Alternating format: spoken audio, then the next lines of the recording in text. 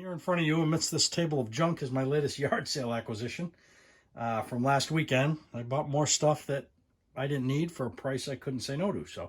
And this fan was one of them. It was $10. Left at the bottom of this lady's driveway for dead. It was probably going to end up in the garbage, so I picked it up and I brought it home. She said it worked, and she thought it oscillated. The only thing she was aware of that was wrong with it is it didn't have a on-off switch. It was busted off. So I brought it home. I got the thing all cleaned up. I hit this cage on the front here with my brass wheel on my drill. I got that cleaned up pretty well. That was very, very rusty. I took the cage completely off. I wiped these blades down. I cleaned the back side of the fan also, if I can spin this around. There's, as you can tell, there's still quite a bit of surface rust on here. But, you know, it's decent. I lubricated the whole thing. I got the, it oscillated, but it was kind of erratic and it was very, very rusty, so it didn't work properly. We got that pretty well dialed in. I sourced an aftermarket switch online. I don't know if you guys can see that. Let me get you in closer. You can kind of see that. I got an aftermarket switch online. It's not designed for this fan. It looks very, very close to the original. And, you know, it looks period correct, and it works. I saved the old switch just in case I can at some point find a knob to one of these original fans and you know, get it back in here. I'm not sure if that's doable or not. So anyway, we got it all cleaned up. I wired in the switch tonight, soldered it in, and plugged in the fan, turned it on. It works beautifully.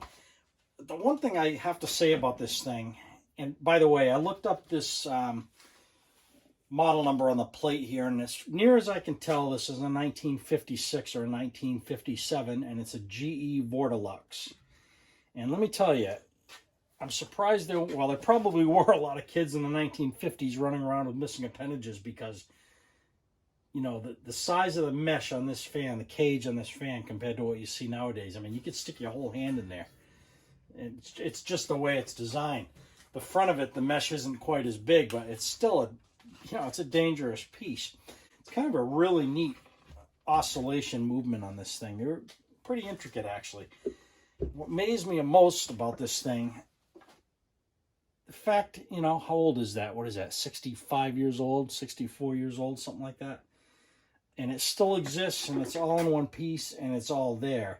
The only thing I can see that's missing, there's screws that hold on this metal felt covered panel on the bottom, and those are missing. So somebody was probably in here trying to, you know, diagnose that switch, I'm assuming. I looked online to see what these things were going for, and if this thing was super clean, it didn't have all that surface rust on it, this is a $200, $250 fan all day long on eBay. In this condition, it's probably maybe $120, $140 piece, somewhere around there. Very rarely do you see them online in perfect original working order with all the components on them.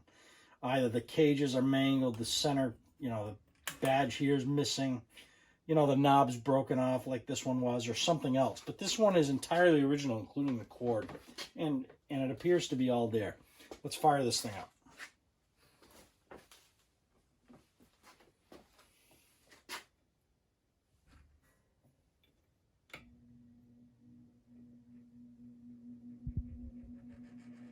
It's very quiet, as you can tell.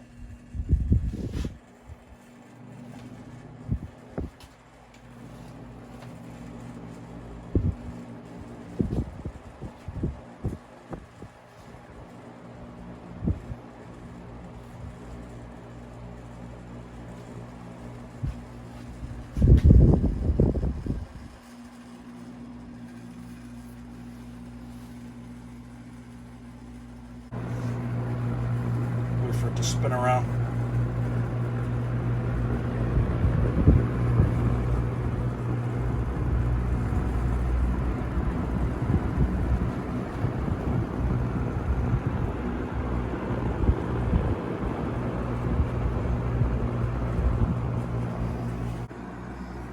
So for 10 bucks plus the cost of the switch, you're talking, I'm into this fan for about 22 bucks. I don't know how you can say no to that. And like I said, it's probably a $120 piece.